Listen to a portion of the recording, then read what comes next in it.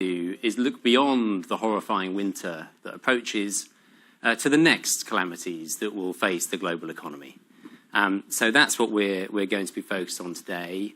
Now, there's going to be some time for Q&A towards the end of this session, so please do think of your pointed questions for the panel. But for now, I'd like to start with the thing that's keeping me up at night, or at least the thing that was keeping me up at night before Javier scared me with his cybersecurity concerns. And that's just that the global economy has become very reliant or accustomed to very low interest rates. So if I cast my mind back just a year and looked at the swaps curve for the Eurozone, interest rates were basically expected to go up never. Now we're expecting them to go up by 75 basis points in the course of one meeting. So things are changing very rapidly, and it worries me that, well, the question I put to the panel is, can central banks lift interest rates without breaking something? And so I thought I'd start, no better place to start than emerging markets with Ziad Daoud. Ziad, can you paint us a picture of how the emerging markets are weathering the current change in the rate hike cycle? Well, even moderate interest rate hikes from advanced economies, and especially the Fed, tend to be painful for emerging markets. Now, a hasty and a speedy increase in the U.S. interest rates can be very painful indeed. And we're seeing sort of signs of that. And if you think about history, the last time that the U.S. raised interest rate in a haste in the early 1980s, it led to stuff breaking. It led to a sequence of defaults in Latin American countries. Now, this time around, the Fed is not going to raise interest rates to 20%. We heard from Anna about the 5% projection. But the ingredients for an emerging market debt crisis are there. So first, you have debt itself, which has increased from just over 50% of GDP before the pandemic to about 2/3 of GDP now. You have local interest rates in emerging markets. They have risen significantly, and that has increased borrowing costs in local currency. You have global interest rates are rising, especially in the US, but also elsewhere. You have currencies in emerging markets. Now, if you look at the emerging market currencies, every single one of them, apart from the Russian ruble, has weakened against the dollar since the beginning of 2021. And last but not least, you do have countries that have defaulted: Sri Lanka, Russia, Belarus. And this could spook investors and, trigger them to ask who could be next. So rising interest rates in advanced economies are never good for emerging markets. They haven't been good in the past. They're unlikely to be good this time around and in the future. So, I mean, we heard Sri Lanka. We got a question earlier about Zambia in the first panel. The natural question is, who do you think is next? Who's most at risk? And I mean, how many countries are going to get caught up in this in the end? Well, we've scanned the universe of emerging markets looking for countries that are vulnerable. We scored and ranked countries, and I think 5 + 2 stand out, so 7 in total. So the most vulnerable 5 are Pakistan, Tunisia, Egypt, Ghana, and El Salvador, and close to them is Kenya and Argentina. What these countries have in common is bad macroeconomic metrics, so debt is high. The amount of GDP that they spend on interest payments is also high, but also they're not loved by markets. So if you look at the dollar yields, they're high. Most of them are in distressed territory. If you look at the CDS spreads, they are quite wide. Now, I have 2 observations about these 2 set of countries. The first one is a lot of them are basically seeking help from the IMF. So Pakistan has secured a loan. Ghana, Egypt, Tunisia, they're all talking to the IMF. And the other thing that the other observation is that they're quite small. So unlike the early 1980s when big emerging markets were defaulting, today the big ones, Indonesia, Mexico, Brazil, are not quite there yet. The ones that are vulnerable are smaller ones like Pakistan and Egypt and Tunisia.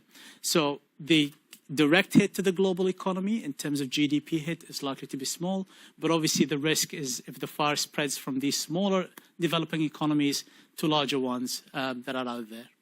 So is that good luck or good judgment on the part of Mexico and Brazil? What is it that explains the relative resilience this time around? It's a bit of good luck in the sense that Place like India, for example, accumulated a lot of reserves, so they were one of the fragile fives in 2013. Today, they're quite robust. Same with Indonesia. And it's also, there's a bit of good luck in the sense that a lot of the commodity exporters are getting cushioned by high commodity prices, and that's giving them a cushion against, interest rate increases. So the borrowing cost, the need to borrow, is less right now. Mm. So, I mean, it's not just emerging markets, is it, where we're worrying about debt burdens? I mean, even in the UK, but especially so in Europe. David Powell, do you want to tell us where we should be looking? I suppose the answer is obvious, but where should we be looking in Europe? Well, probably everyone in this room already knows that the most indebted country in Europe is, of course, Italy, and it's never far from the minds of policymakers in Frankfurt. But the thing that's really different this time about previous debt scares in Italy is what's driving it. So if we think back to the start of the monetary union in 1999, basically this is the third debt scare we've really had in Italy. We had the euro crisis in 2012, and we had the arrival to power of the populist government just before the pandemic in Italy, both of which saw Italian yields shoot up. And in both of those cases, what was driving the change was the spread, so risk premium. So the spread between Germany and Italy widened quite a bit. But this time, it's actually very different. That spread hasn't gone up that much. It's gone up a bit, but that's not really the main driver. The main driver this time around is the rise in the risk-free rate. So it's really the ECB's tightening that's driving the increase in yields there and creating the big problem for Italy. So when we think about kind of when this crisis is going to erupt, we want to be focused on the ECB's interest rate hikes. And also we want to think about what is the threshold where this really becomes a problem for Italy. And we've run lots of models, debt sustainability models, and basically once that 10-year yield goes over about 4%, the future trajectory of the debt to GDP ratio really starts to be a bit scary. When Christine Lagarde announced an emergency meeting of the Governing Council to discuss this new crisis management tool in June, that yield had gone up to about 4.2, but it was really that sustained leap over 4 that triggered that.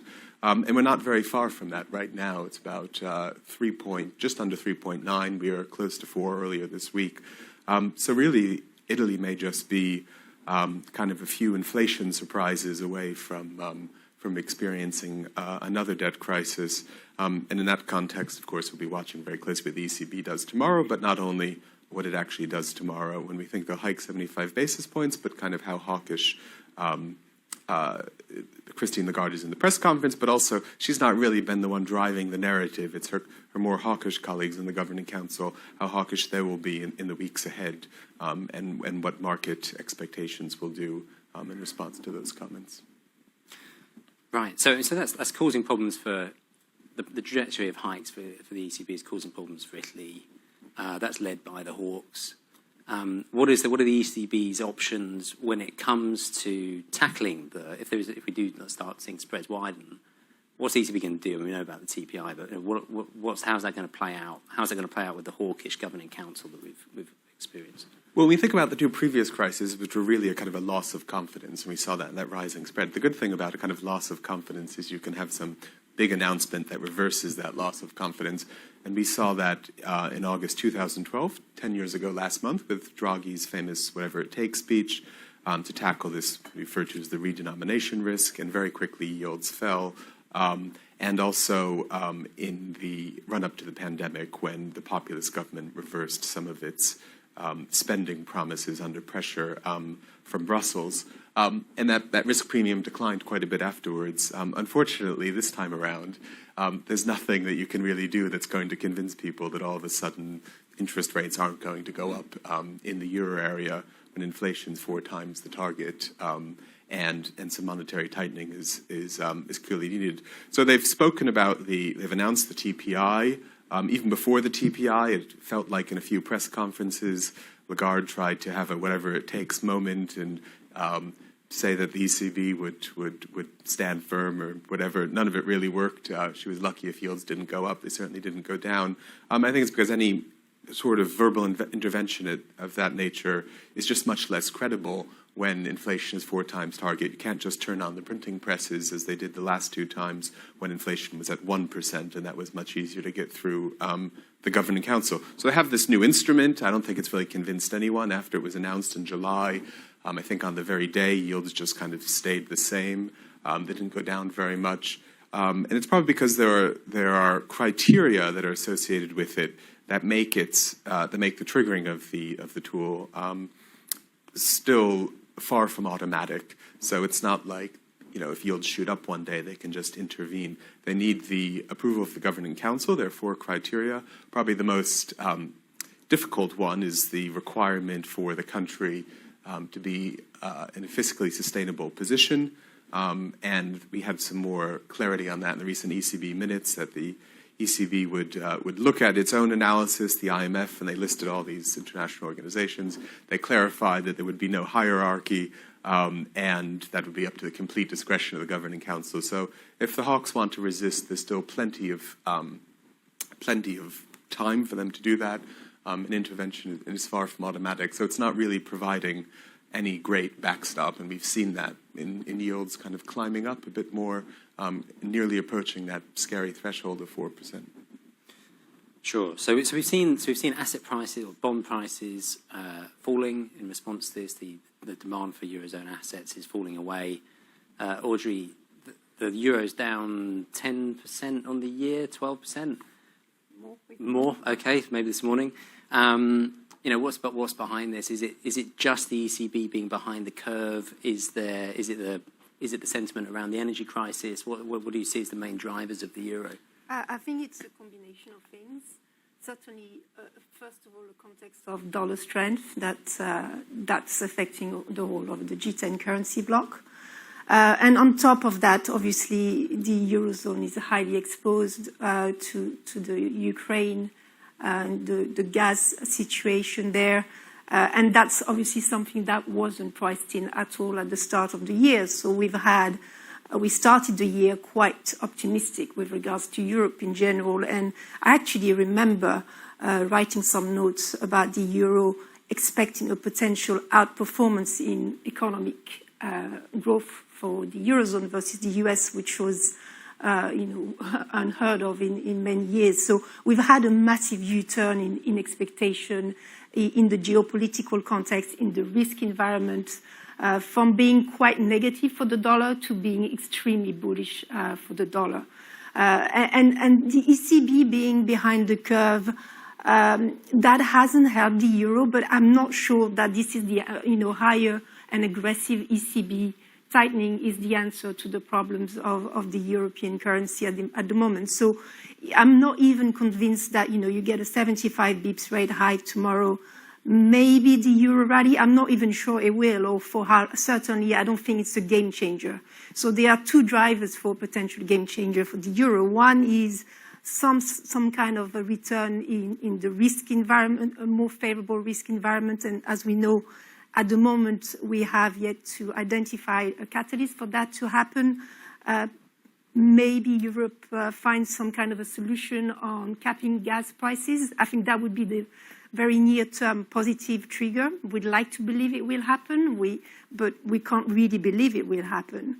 And the second is an adjustment in Fed expectations. The problem is that this adjustment has gone the other way around. So we've adjusted to higher US rates for longer. So we're getting now another leg higher in the dollar, which I think is just the market absorbing and digesting the Jackson Hole's remarks. And, the fact that we got into the Jackson Hole meeting, the market didn't really want to believe in the story of higher rates for the US for longer.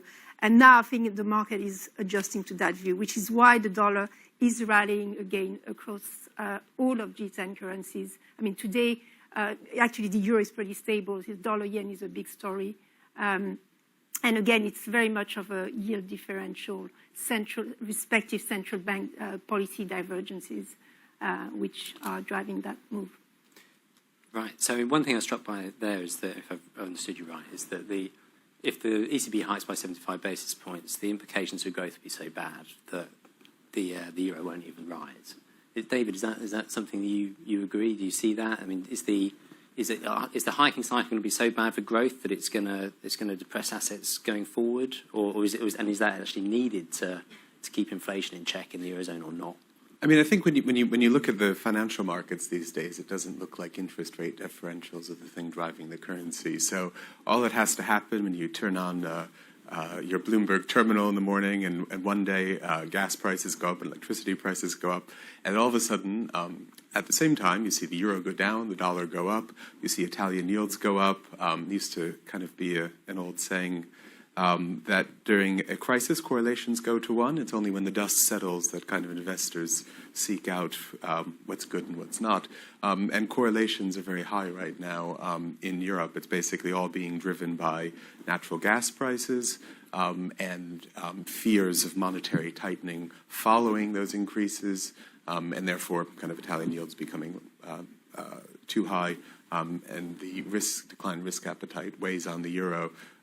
So my guess is what happens in terms of this, next hike is probably not the biggest driver. It's probably the attitude toward risk, generally speaking. I mean, one place where attitudes toward risks are not particularly positive at the moment is the UK. We heard from Dan earlier on the panel about the outlook. No, I read a note from Deutsche Bank earlier in the week about how there's a looming balance of payments crisis. I think sterling's down 15% or more on the year. How do you see this playing out, Audrey, for sterling? I think, obviously, at the moment, it's difficult not to be negative on sterling. The drivers and the narratives that took us to these kind of levels remain in place. You could argue that they are now in the price.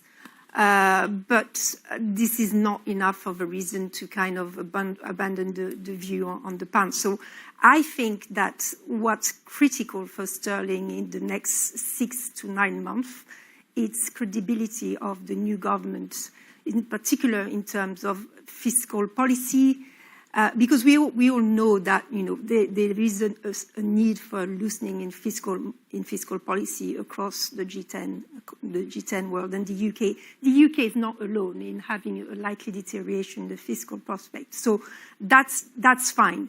But what is going to be crucial is the perception towards this fiscal outlook. Is that going to be a permanent deterioration in the fiscal outlook for the UK? And then I'm worried about parity.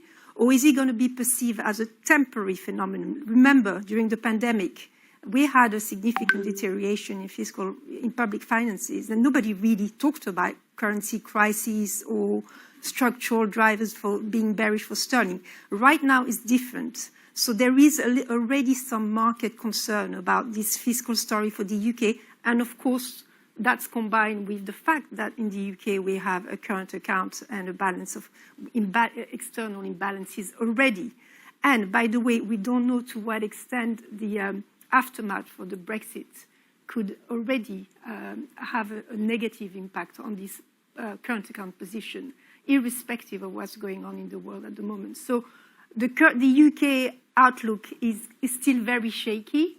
The valuation models suggest that sterling is highly undervalued, like 15 to 20% undervalued. We have our own model, and it's not just our model, it's all of the exchange rate models, and they don't always work. But at this moment, it's